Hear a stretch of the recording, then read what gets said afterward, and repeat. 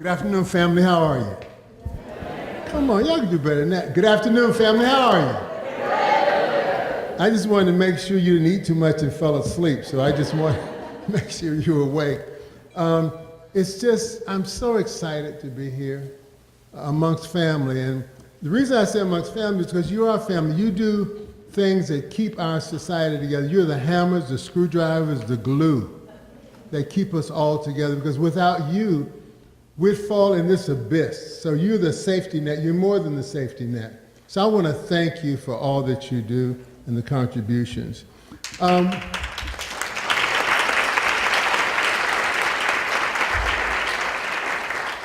Always give yourself a hand. That's always important. I have the honor and pleasure of introducing our keynote speaker today. I was teasing him. We came on the same airplane, and on Southwest, there's this one seat that you could stretch out. And I saw this guy sitting in my seat, and I started to ask him to get up. But I realized he was taller than I am and younger than I am. So I'm happy to introduce Dr. Michael McAfee to you today. A brilliant young man. I checked with some of his colleagues behind his back, had no idea. And they describe him as a team builder, a cross-section thinker who has a national perspective, a deep thinker, a result-based worker, a person who's committed to youth programming as an essential part and notion of promised neighborhoods. So it's always great when your colleagues say great things about you, and they do, and they love you, and they're happy to have you. Wellness has brought us together here today to think about and talk about not only equity, but inclusion and diversity. All those things are so important. Brother McAfee comes to us from PolicyLink. He's been in the field for the past 20 years working in government and the philanthropic community, as well in the social service sector. He's currently the Vice President of Programs and co-director of the Promised Neighborhoods at PolicyLink Institute. And those of you who know PolicyLink Institute, they do great work and they have a great staff. Dr. McAfee is on a journey to build a legacy grounded in equity, just and fair inclusion into a society which all are fully participants, who are prospering and who are reaching their full potential. So he's committed and understands equity, and today he's going to come and share some thoughts with you as a kind of kickstart to the next 2 days. So, my brother, I welcome you.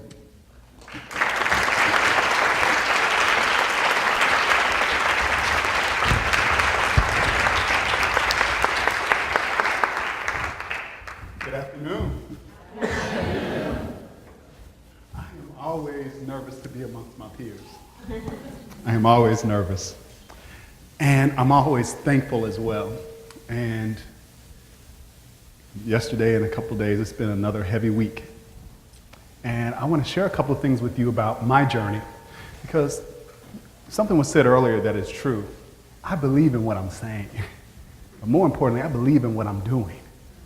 And I want to talk to you a little bit about, I'm just going to talk to you about my own personal journey for equity, because we got to find our own way to it. I'm not going to talk to you a lot about philosophy and all the theories and all that. I'm going to try to share with you how I operationalize it. And I want to start with telling you a little bit about what I hold, what that drives me.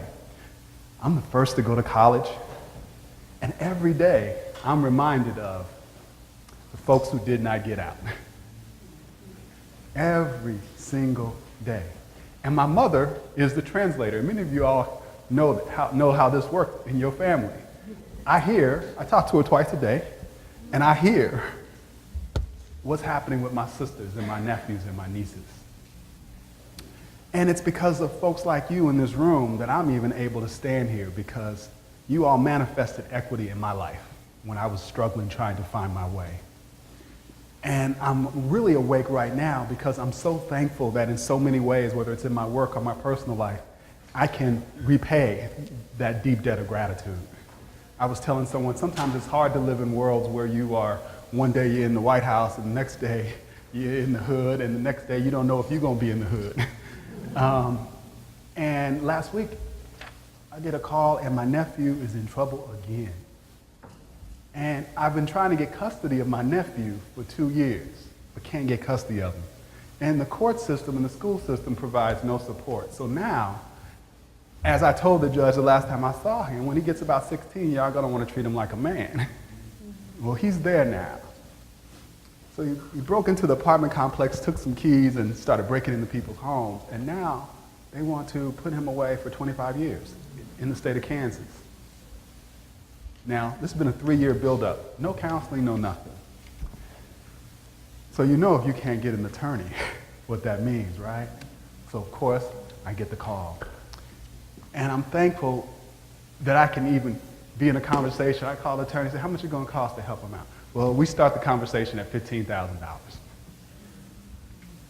That's just to save a life, to start the process.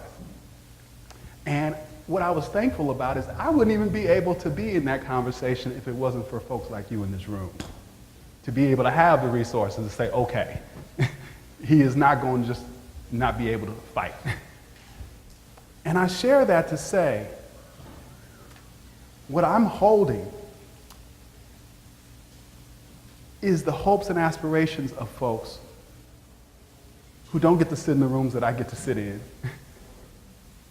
who, for them, opportunity is still too random. And for us in this room, we can do something about it. So I come to this work with an anger. I come to this work with an expectation that I will be in results-based conversations. And I come to this work believing that the work that I'm doing is to lift up the voice, wisdom, and experience of community, not my ego and not what I want to do. And because of that, I want to talk to you about how I operationalize that in a frame, the person, role, and system frame. The person frame means that I come to this work ready to join. I come to this work ready to join. I come to this work with an irreverence and an intolerance for folks who don't want to fight. I had to learn not to judge folks who aren't ready to fight. So when I talk about person, it means how do you get yourself together enough so that you can join effectively? I also come to this work in my person that this work is my vocation. I don't have anywhere else to go. This is it. And for many of you in this room, you know what that feels like. Well, I'm just not going to get up and go to investment banking or something because it's tough. This is all I got. And I share that because when something is your vocation, you manifest differently. And so in my person, I always say I have to work somewhere where people love me.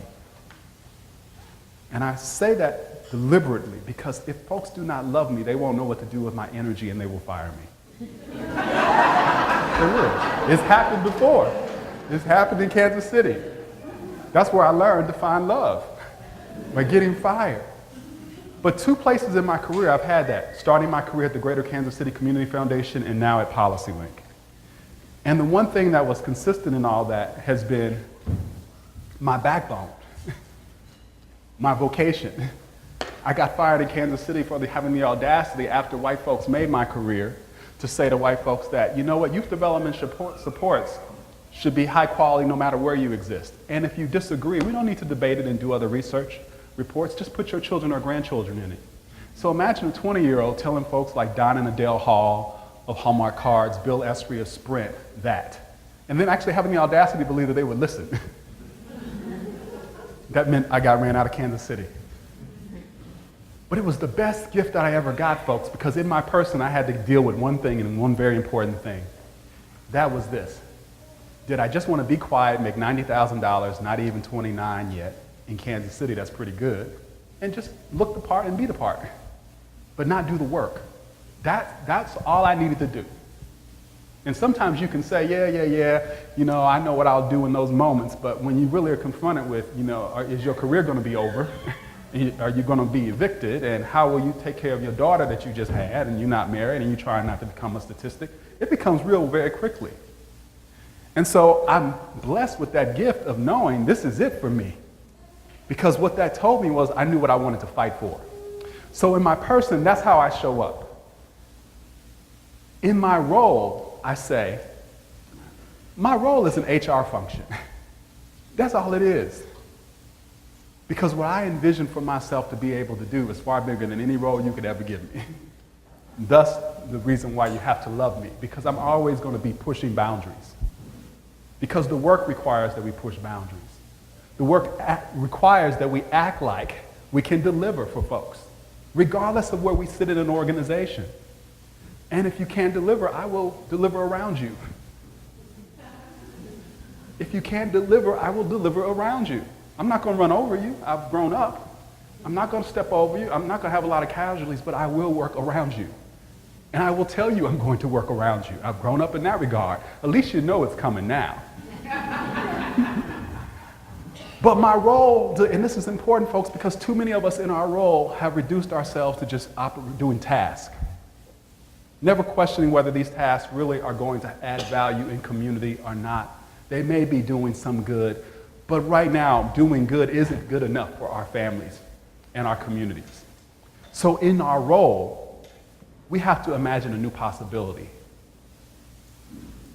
I'm asking you to think about, what would it mean if you were to take on equity in your role? For me at PolicyLink, what it meant was, as I came in as a director of the Promised Neighborhoods Institute, that even at PolicyLink, I had to own the fact that I'm blind to a whole lot of others. That I'm personally blind. In my person, I'm blind to a whole lot of others. And when I came from Kansas City to Chicago to California, I got a schooling in all the various forms of identities that exist. It's a great lesson, but it opened my eyes to I don't have all the answers either. So even at an equity organization, we need to turn inward and open ourselves and make space for folks. And what that looks like sometimes is sometimes we hire folks that others would never hire. They don't have all the fancy degrees. They come from places and show up a little differently. And it requires us to go above and beyond to help equip them to do the job. That's equity, folks. If you're going to bring folks in community into the work, we have to be willing to invest. Not just hire them and say, give it the program, be like everybody else here. And if you can't make it, goodbye. So in our role, we have to create space. We have to nurture and support and be loving. But we also have to be willing to introduce things that will disrupt the culture. When I came to PolicyLink, we introduced the discipline of results-based accountability, and folks used to laugh at me for a couple of years. Because what I was trying to do was get us to think about what's our population? What are we trying to advance in terms of results? Not just equity, but what type of equity results? Because you can easily get seduced into doing good work and doing a lot of stuff and make a case for it. But is it commensurate with your God-given abilities? That's always what I'm asking myself. And to be at a place where you're bringing in a foreign energy, you're bringing in foreign concepts, and to be able to get those entrenched, to where today, if you ask PolicyLink, what's our population? It's the 100 million living at 200% of poverty. That's a big leap forward from us, from just saying we're going to be a moving to opportunity organization that's going to advance equity wherever it shows up, to now starting to say, really, if that is our population, what does it mean for us in terms of what we're going to undertake? Because that's a big number. That's unsettling. That means it's no longer enough for us just to come up with good frames. It's no longer enough for just to write good reports. It means that we've got to join in community in ways that we haven't joined before and figure out how to accelerate results on the ground. That's dangerous territory. It's the right territory. But even for an organization who put equity on the map, what it says is what we're doing isn't good enough. And to be able to have an organization that can own that in spite of their success is the work, folks. That's what we're undertaking. And so what does that mean in our work now? It means that we've got to get clear about the various sectors that we want to influence and what we want to influence. And it means we've got to be really clear about the types of conversations that we want to have. So for example, it is easy to get seduced into programmatic conversations and project our fantasy into them. I'm tired of the nonprofit sector getting beat up for everybody else's inability and unwillingness to act. Take the Ferguson report. What's the point of having wonderful financial security programs when you've designed a city that is beautifully stripping wealth through fines and fees, as an example, and no one wants to touch that? That is the work of equity right there, to absolutely do the financial security wealth building work, but to understand that you can't do the financial security wealth building work in a vacuum, that in fact it is being trumped by a city that has chosen to subsidize its government off of the backs of poor people. That has to be taken on. And so what I'm trying to get you to think about is when you think about equity, fair and just inclusion, it is time for us to take on those structures that are not just, that are not fair, and do not include. It is time for us to take on the beautiful design of structural racism. And if you can't talk about race, class, gender, and a whole bunch of others, you're not ready to talk about equity. Equity is not a buzzword. It is a fight. Let's be clear about what it is. It is a fight, folks. Because the other side is fighting. They built a beautiful system that trumps us every day because we let it stand. And in our systems now, we've got to show up being willing to get in the right conversations, whether we're talking to funders, whether we're talking to advocates, whether we're talking to communities on the ground. And that means that we've got to start what I think is the most important place to start, with community members owning a contribution. Not nonprofits, not foundations, but community members owning a contribution to a result that we've agreed that we're going to join together and advance. So what that means for us is we don't actually have to do all these strategic plans that we're doing and all these reports that we write. All we need to do is show up in community and be ready to join, folks. There's too much work avoidance going on in our sector. Equity has become work avoidance because we prefer to write instead of lead. We prefer to talk instead of get on the ground and join. And because we're not connected on the ground, we spend 6 months, a year, 2 years, and still can't figure out what to do. But someone is getting paid, a whole bunch of consultants, a whole bunch of us, to work avoid. What I'm inviting you to think about is there's a huge opportunity for us in equity right now.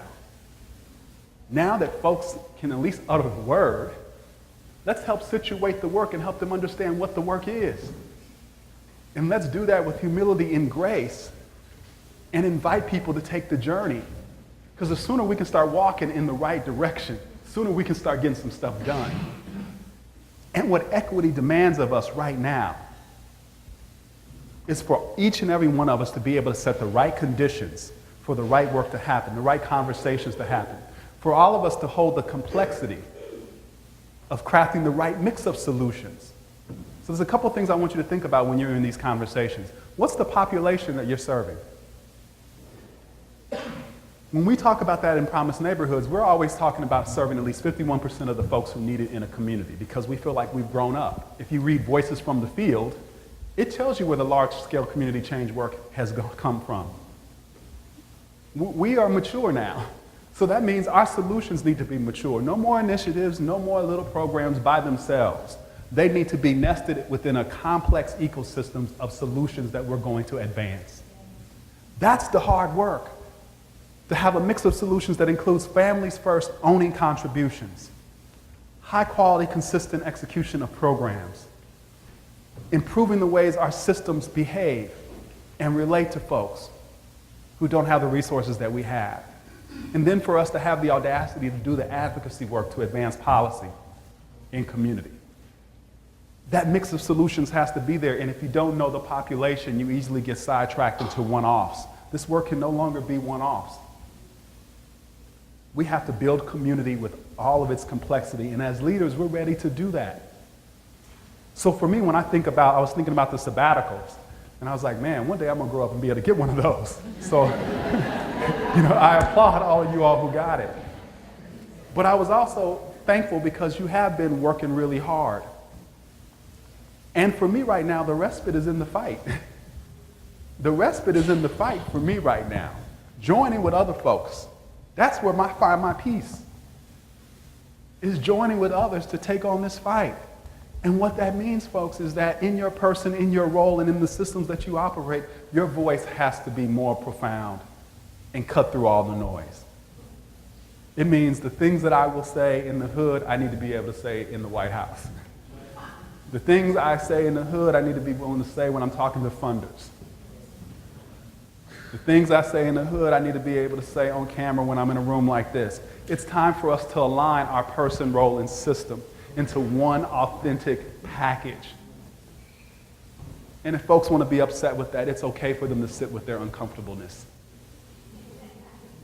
My job is to be just respectful but disruptive, folks. That's my job. And the moment I don't want to do that job, there's plenty of other places where I can go. There are plenty of other places that I can go, but I chose to leave HUD because I wanted to keep pushing. When I had security, when I had nice compensation. And so if I wanted to move and I wanted to do this work, I need to do this work. And I'm asking you, as you think about how do you go around helping people move from talk to action, can you think about a couple of things? Get yourself ready. Think about how you reimagine your role. Think about what is it in the systems conversation you're going to have. Be clear about holding the interest of a population and actually what you want to do for them. You'd be surprised how the conversation changes when you go to a meeting and you start talking about the interest of a population instead of whatever people just put on an agenda. And then can you think about what is the discipline that you actually hold that allows you to perform better? Think about a sector or a coach who actually can't articulate the offense and defense they want to run on a team. Well, too many of us show up and actually don't know how to join with others because we actually aren't operating with a skill set, whether it's results-based accountability or Six Sigma or something. What's the skill that you have mastered that allows you to move groups, that allows you to set the right container to hold all the conflict and do what our job is, which is to align all the beautiful contributions that ultimately aggregate up into getting some type of change in community? That's our work. That is our work. And if you don't have the skill that you can name that you've mastered to align contribution, you're operating off of raw talent, and that is no longer good enough. So I'm inviting you to think about what have you mastered that you struggle with daily to get good at, so that when you create the container to get results, something transformative will happen in your work. We're already doing good work, but that's not enough right now. So as I close, I want you to think about something. You know, when I first came out here in 2012, I was flying around 70% of the time, and I was coming up out of Penn Station in Baltimore, and I was having trouble breathing. I was like, man, I know I'm in shape. What is wrong with me? And I got to the top of the stairs, and I had to sit down for like 10 minutes and catch my breath. Unfortunately, I was in D.C. for the weekend, and I went to the Minute Clinic at CVS. I was just going to see if they could give me some. I thought I was getting a cold. Fortunately, they were closed. I go back an hour later, and the line was too long. I happened to be talking to my mother on the phone. She says, just go to the emergency room and get checked out. I go to the emergency room, talking to the doctors. They think everything is okay. They're laughing with me, joking with me. One of the young interns comes in, starts asking me questions, got to traveling. Takes me to the back of the room, puts some iodine in my veins, puts me in this MRI machine or whatever it was, and everybody gets deathly silent. I'm like, hey, why are we not laughing anymore? Discovered that I had had a blood clot that broke up in multiple clots in both of my lungs. The doctor at GW said he had never seen someone come into the hospital that was not either unconscious and laid out or dead. And so every time, so 3 days I'm in the hospital, but it was actually the best 3 days of my life outside of getting fired in Kansas City. And it was the best 3 days of my life because I was confronted with, man, if this is it, I'm in a good spot. I'm doing what I want to do. My family's taken care of. I didn't have all those, can I just have a little bit more time to do the work that I want to do? I wasn't ready to go. I know I got a lot left to do. But to be at a place where you could actually say, I actually am doing it. I'm in it. This is what it looks like. It was another one of those moments where I was like really happy. Of course, my wife was mad. She thought I was crazy the way I was talking because she couldn't understand what I was actually experiencing, which is really, it was quite eye-opening. What a gift to be able to be doing what you've been put on this earth to do and be doing it with the intensity and the veracity with which you want to do it. So the doctor kept sending people in and saying, look, that's the dude I was telling you about. And I got mad the third day. So I got mad and I asked him, I have no way to process what you're saying. Can you show me the picture of my lungs? And so he showed me the picture. And that was probably like the first time I ever had a real sense of my mortality. I was like, wow, because I could just see all these little dots. And I was like, wow, one can kill you. And I'm walking around with this huge blessing, like a whole lot of them. I couldn't even count them. They were just, it looked like pepper, you know? But I walked out of there, came back after a month being grounded in DC to this work with a renewed sense that this is all we got, folks, the time we got here. And we need to push it and use this gift. We need to push it and use this gift. There are too many folks in community that don't get the privilege that we have to be in the rooms that we're in. And I'm seeing too many of us be afraid to say what needs to be said. Or they'll say it in the parking lot. The deal's already done. You were in the room and you didn't do it. And so what I'm hopeful because I see what's happening with young brothers and sisters. They're not going to wait for our institutions to get it. Our institutions need to wake up. They need to remember why they were founded. They need to remember how to be in relationship with folks on the ground. Those of us in this room, we need to hold this pain and do something with it. And that's something that we need to do with it is to not to high five and celebrate because we're helping a few hundred. The work requires that we help millions now, folks. And we've got to find ways to inspire people to do that. And we're making progress. You look at the California Alliance for Boys and Men of Color, what it's done with its policy agenda. You can look all around the country. Healthy food finance, promised neighborhoods. These are just a few things that I know. And I know you know a lot more. We're making progress and we can accelerate it. So I invite you, show up differently. Bring that vocation that you have burning in you to this work. Let it out again. Turn the heat up again. Watch what happens. Go to work tomorrow and tell them your title, your role is just an HR function. You are blessed with so much more. And act like it. Watch what happens. You won't get fired. You won't. You're smart enough and savvy enough to survive that. And watch what happens when you go into the places where you are in systems conversations and you have the audacity to hold the population interest, the interest of a newfound discipline for moving from talk to action, and an expectation that you're only going to participate in results-based conversations. Watch things start to shift. Folks, we said at the beginning, we started off with equity is about just and fair inclusion into a society in which all can participate and prosper. That sounds nice, but it's a lot of hard work. And we're at a point now with equity where equity can become like every other buzz phrase or framework that's out there right now. This is about the life that we're going to choose to live. So I'm honored to be here. I'm honored to just share my own personal journey of creating space, being open to the things that I don't get about equity and still be willing to move the work, to be able to say it's okay to be angry, we should be angry, and we can be angry and still be healthy and productive and work with folks. And just because we're passionate does not mean we don't still have to hold grace to bring people along to this work. It's no use in us just talking to ourselves. That's what the work requires. So I'm asking you to think about what is your package that's going to show up differently.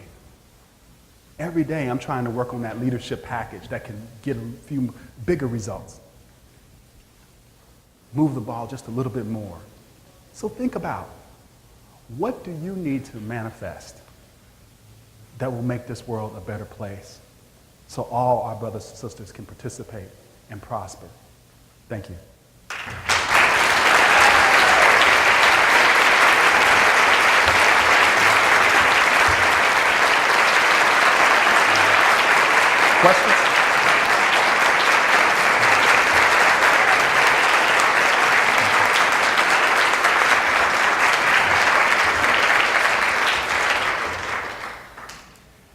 have a few minutes for some questions. Thank you so much. So inspiring and provocative. I would love to get your thoughts on this election year. She's just going to come out and just what hit me with you it. said in that context, either way. You know what I think in this election? I'm actually, when I watch the news, I get angry. But the reality is I could care less about it because poverty doesn't know a political season. So what I believe is that we have to be good enough to operate no matter what the landscape. And one thing I know about coming out of poverty, folks already know how to survive. They're going to be all right regardless because half the policies ain't intended for them anyway. So when I think about it just from a street smart standpoint, that conversation isn't about the folks that I care about. I need to make it about that, no matter who's in office. And so that's honestly what I think, that poverty doesn't know a political season, and PolicyLink needs to be good enough as an institution to get results no matter what the political landscape, no matter what the financial whatever. That's the job of leadership, folks, to get fit with the environment. And so that's what I'm holding. So I'm not caught up in the hysteria. I'm thinking about what's our policy agenda for both options. One's going to look very different than the other, but we need to be ready to go. So that means we're talking to staffs right now, we're doing the work that we've got to do, and if we have to move to a state strategy, we move to a state strategy. If we got to move to a city strategy, we move to a city strategy. This is a big world. I see it full of abundance. So I'm not quite worried about it. That's why I said that's one of the things I think about when you come from a place where you're challenged, you develop resilience. I'm not afraid of either one of them. And having come from poverty and watched the strength that I know folks have to make it, I know they're going to be all right. My job is just to help make it better for them, with them. So that's honestly what I think. And to try not to be whipsawed by every single day something happening. Because when we're doing the right work, we can be that anchor. But that assumes we're doing the right work, right? That assumes we're doing the right work. And so that's why in my own role at PolicyLink, I'm trying to get clear about doing the right work, because I don't want to be whipsawed every time someone gets shot, every time there's a political election. I need to know how to relate to that new stimulus, but I also know how to have an agenda that is bigger than that. And so that's where my head is at right now, if that's helpful. And it's not a cop-out. I just honestly believe that's going to be what it's going to be. The fight we need to have is going to be with whoever's in office anyway, because it's with both sides. Right? Thank you. Yes, ma'am. So I have a question that, I love the provocative. I love that we absolutely have to speak up and lead the way we do.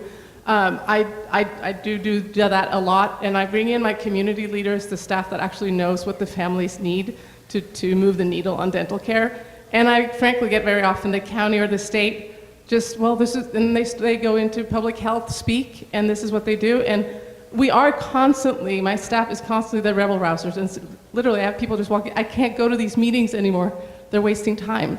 Yet sometimes I can't move the needle, I can't do anything besides saying, okay, you don't have to go to these meetings anymore and feel like you're wasting yet another year just talking about something and not being heard.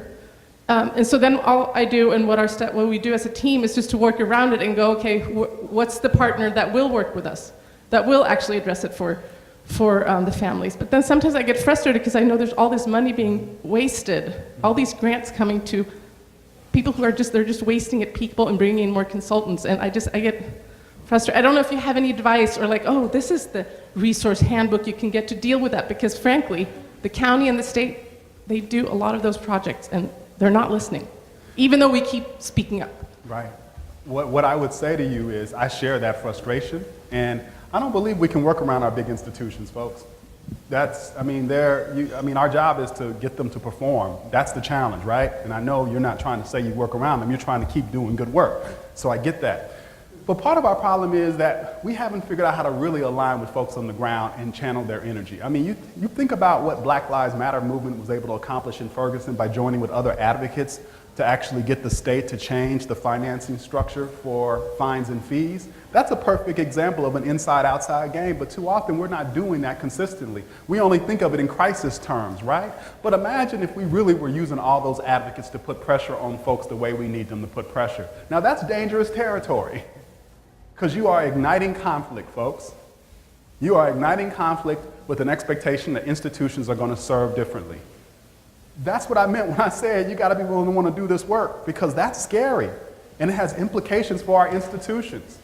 But if more of our institutional leaders come together and push like that, it won't be so foreign soon.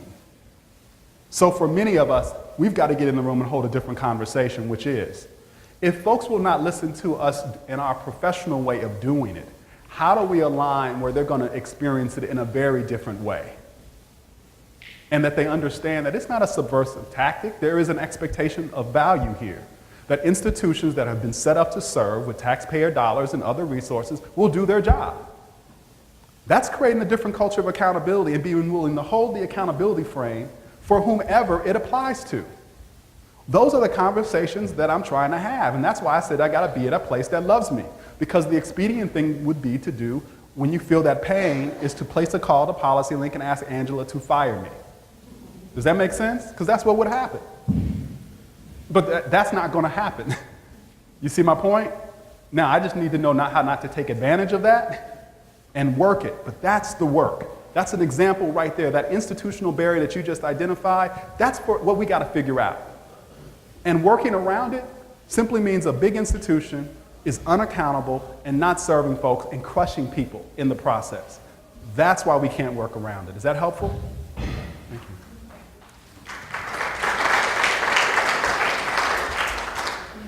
Thank you very much. I come from a generation, many decades ago, where the phrase that I heard most often as a young person was, each one reach one, because this was pre-civil rights and we were just beginning to think about how to sustain over the long haul the passion and the commitment to going as far as you could possibly go a little bit further, and make sure that your path was clear enough so that the one behind you who was next going to carry the baton could come forward. So we reach back and push that one forward, and then the next one. And so I say that to say that I would be very interested in hearing what thoughts you have about how we work with our young people who might already be so frustrated and so unsure that they can make a difference, that we can take the passion and the vocation we have and infuse in them that same desire to go as far as you can possibly go, a little further, and then reach back and take the next one. Perfect question. I'll start with my own journey of how I do that. So there was a young man who I had met just being around at conferences. He was still in undergraduate school, young brother, very talented, and everywhere I was starting to be at, he was showing up. He started looking for a job. So I went and asked Andrew, I said, Andrew, I saw in him, I saw a young me. And I also knew the peril of when you're a young brother, you get in a place where people will box you in that cubicle and you'll be 30 and not really progressed the way you should. So I kept begging Angela to let me hire him, because we don't usually hire folks that don't have a lot of experience. Well, she finally let me bring him on as an intern. Sam came in there as an intern, started running circles around folks. Finally got hired full time. Then Ferguson jumped off. Sam came into the office, was not happy with the PolicyLink response. And so we had a really good conversation, and I was sharing with him what one of my mentors told me once, which was, it makes no difference if you get things quicker or you're faster at it than everybody else if you can't help the group be successful. So I said, so how will you make the group be successful? So I said, I tell you what, if you got better answers, don't tell anybody. I'm just going to let you use our time to go create the solution. Sam created Mapping Police Violence that was picked up by the LA Times, New York Times, everything. It became the data infrastructure for the Black Lives Matter movement. Now he has a fellowship with the Rosenberg Foundation to solely focus on helping the Black Lives Matter movement advance. I didn't need to inspire anything in him. My job was to create the space and unleash his energy. I needed to manifest love. The same thing I'm asking. I needed to create a space for somebody who came in the organization, was behaving in a way that is different than the way PolicyLink behaves, had ideas about how to do things that were going to move faster than the way PolicyLink moves as an institution. And all it needed was somebody in the organization who could listen, who had a role that they could see as also being, not to say no, but to figure out how to make it work. And now Sam is one of the top 3 to 5 leaders in that movement. And so that's how you do it, folks. You bring them in. They're dying to get in. One of the things I hate the most about my challenge of growing up was that usually it was African American men who were my biggest barrier. Usually it was African American men who were my biggest barrier. And everybody wanted me to wait my turn. And the reason why I didn't want to wait my turn, because what that meant was I'd be 40 years old and never really built that experience. I would never be at PolicyLink if I had to wait it. Does that make sense? And so too many of us are telling people to wait their turn. Like I said, when it's your vocation, you're not going to wait. So our job has to be to liberate that energy. Liberate it and watch what happens. Now Sam's a powerful ally. And PolicyLink is better for it because there's folks at PolicyLink now who understands a young person can run circles around your butt because you're getting mediocre. Wow. Dr. McAfee, I applaud you for how you are using your talent and your skills and your voice in this space. I've known you for a few years and sort of followed your career, and I am so incredibly inspired by what you bring to this conversation and your boldness. I'll begin just by telling you that I was an investment banker for 8 years. My wife still is. Okay. And I always tell people, where we had no time for this space, we did have money to offer. That's right. You know, I did what I could then, and now here I am on the other side of this conversation. So I want to ask you, please, if you could talk just a little bit about, there are a number of buzzwords that continue to come, I call them buzzwords, they come up in our industry, this nonprofit service industry sector that I'm now proud to be a part of. Place-based initiatives, community-defined, evidence-based. I have a whole bucket of them, in my office. In the arena, having come investment banking, entertainment, some other industries, there's always sufficient funding. When you create something and you brand it, there's sufficient funding to ensure that the public or your buying audience is aware of what that term is, learns it, uses it, helps you to, push it forward. In this sector, however, it seems to me as all of those terms and defined ways of, identifying our work exist in rooms like this and exist in speeches, but I'm never sure that it's actually translated on the ground. Is it necessary that it's translated on the ground? Is it important that the community knows what equity is? And the way you've defined it so clearly here, is it important that the community understands evidence-based practice and community-defined programs? And is that necessary in terms of a branding? Otherwise, are we constantly, and I ask because I sometimes wonder if we're having conversations in rooms like this, and then when I meet, I run the California Black Women's Health Project. When I'm, talking to the women that we serve, I'm having that street conversation or that hood conversation that you talked about, and they don't know what I'm talking about if I go this way. Got it. Here's what I would say. I believe that having the right frames and narratives are important. And I believe that creating new frameworks has become work avoidance. If you were poor, you could care less about the frame. You care about job, housing, safety, education, the same thing it's been for the last 60 years. And part of the reason that we keep doing this is because our literature is actually stuck because we won't actually advance the theory or the practice substantially through doing the work that we're talking, the new work. And so I could care less what you use. I don't use equity a lot when I go out because I care about one thing. I care about, has a group declared a result? Can they articulate a measure of progress, an indicator, and tell me what the baseline is and where they want to move from it? And then can I look at the right mix of solutions and tell me, does it hold what I said? I can tell if I'm in an equity conversation. Does that make sense? So I don't need to argue with you about whether it's place-based or equity. Everything happens in place technically.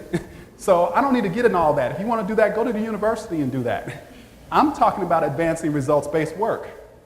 Does that make sense? So until you declare something, a result, and are talking about a measure of progress, we're not in a results-based conversation. And so those are the types of conversations that I resist. Our job is not to be seduced by the framework, but to amplify the results. And too often the framework is absent of any result connection. Does that make sense? And so that's why we're all confused. And then we don't hold language discipline. I come up with a definition of equity, some other institution has to one-up me. And the reason for that is because the structure of the capital is designed to do that. So we've got to fix the structure of the capital to focus on what the work is, the results-based work, help people understand that, and then we'll be okay. So for me, that's just what I think about it. I want to be in the results-based work, not haggling over the frames. Yes, sir. We got about 5 more minutes, I believe. Good afternoon, good brother. Thank you so much for your words. My name is Simon Nunez. I'm Executive Director of Fathers and Families of San Joaquin, located in Stockton. I think y'all been doing some work out there as well. Yes, sir. And I just really loved your the way you described equity as being just and fair inclusion into a society in which all can participate, prosper, and reach their full potential. And it's not lost on me that you're the director for the promised neighborhoods and related to the promised zones. I guess my question revolves around, as somebody that works in the trenches there in Stockton and the Central Valley, where a lot of folks are being forced to migrate to, and folks are being pushed into that community, priced out of the Bay Area. It seems like Oakland is it's so close in proximity, but it's such a huge distance in terms of opportunity. How does that definition and equity and this promise look like for a community that has been so elusive and, frankly, I feel neglected for generations? So what does that equity look like when you look at it from that lens? Because as far as I can tell, equity means you show up differently for different people, right? People need you in a different way. And I guess I do agree that place matters, not just race, but place matters in this whole scenario. So I just love your perspective on that. One example is if you think about, we believe economies happen regionally. They don't happen just locally. So part of the problem is when you think about economies being regional, how do you actually create pathways to transportation that are regional in nature? How do you create school systems that don't have such disparate opportunity in them that is regional? How do you begin to work with those municipalities, those entitlement jurisdictions, to make sure that they are passing better renter controls and those types of things? How do you get back to some of the just meat and potato stuff like land trusts that work if you want to keep people in a place where they can be closer into opportunity? Those are the things that we work on with municipalities right now in an effort that we call All In Cities. Because we believe that if an equity agenda is going to be advanced, it's going to be advanced locally, connected to a regional economy, and our job has to get those mayors and elected and those department heads to begin to advance an equity agenda, whether it's through their comprehensive plans, their consolidated plans, et cetera. It's got to get baked into that stuff. So that's the work that we're doing right now. If we don't do that work, we can talk about this stuff in these rooms all day long, but by the time it happens, like you look at Oakland, Uber's about finished with their office, and we're just now talking about a rent control policy. You see my point? You've already lost that. Rents have already gone up about 50%, if not more. So it's a little too late. So this is what I mean when I say, are we going to haggle over definitions, or are we going to focus on doing the work? While we were talking about definitions, developers were buying up the land. We could have been doing that. Does that make sense? Because once that's gone, it's gone. I mean, you're just now arguing philosophically. So we know the rules of engagement in capitalism. Hal Brenner calls it economic warfare. If we know that, then why don't we play that game and do that work? Does that make sense? So that's what we got to do. If we don't do that work, we're going to continue to lose and be behind the curve. And that's why we're always talking about gentrification when the market is already hot and it's a done deal.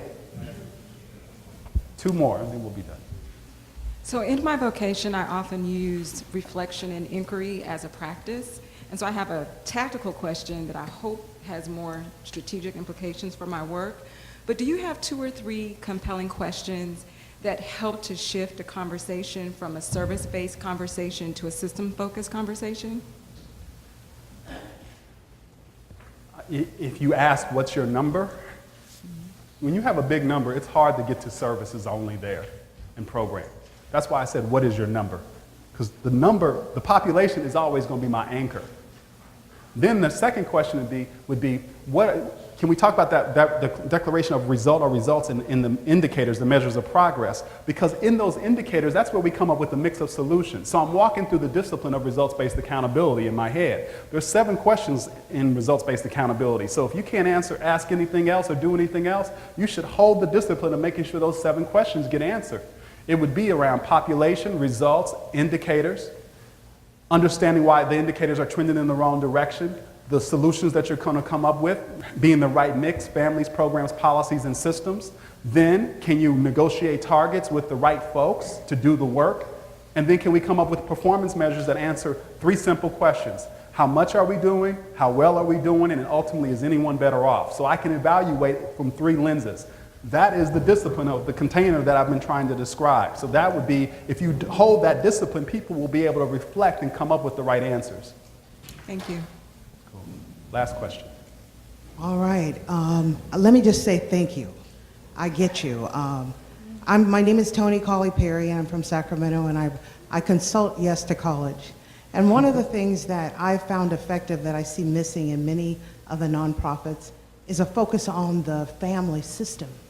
I think we have to understand how family systems work, and then we ourselves need to be allowed to serve our own community. I think that was the big turning point in the work that we do, is that when my director and I decided to focus on our family, her mother, my mother, our siblings, our extended community, and asked the 3 questions that you just said, our effectiveness rose up. And I think a lot of people are looking at nonprofits and the people that they serve in a way that they don't give those people opportunity to serve their own immediate self. Got to start with you. Then with you, then you say, well, what about my family? And then we begin to talk about and ask those 3 questions that you just said to hold ourselves accountable to be effective. Because I think a lot of people don't really see effectiveness because we aren't allowed to serve our community. The work that we're doing is being pushed. They'll say, okay, you can have this scope of work, or I'm going to put you in this territory. But what about our immediate community? Our immediate family starts with us. And I think I'd like to see what you think about that, because I found it to be very effective. And I can tell you exactly how effective my family is. I can tell you that I can ask them to come to a meeting and they'll all be there. And so when we, just last year, we had a resolution through the state of California with Dr. Pan, making African American Women's Health Legacy Month for the state of California. When Sharon's mom and my mom walked into the Capitol the first time in their lives, I knew we were effective. So I just want to say, for all the people who are here, until you allow the people that you are your staff to serve themselves and work with their direct immediate family, we can't get to systems because we're not talking about the first system. That is the family system. Thank you. Yeah, I would agree with you. And I would say, if you look at things like the new book that came out called Eviction, part of the challenge is that we're often designing things for our source of capital, as opposed to the way people live their lives and the complexity that's involved in that. And if you look at a thing like Eviction, that book that really looks at how really mothers are being evicted and what their life looks like, we would be designing stuff very differently if we had unstructured capital to design stuff to meet their needs and still be held accountable. So what I would invite you to think about is exactly what we know a host of other industries do. They look at our behavior and they design stuff to accommodate our behavior. That is the work that we have to do, and you've got good exemplars in the books like Eviction and others that really look at the nature and structure of the family unit and how they experience poverty. And the more we can bring those insights into our work, the better off we will be in terms of making the case that we need capital structured in a very different way to get a different set of solutions that get us to a different set of results. So thank you for your time.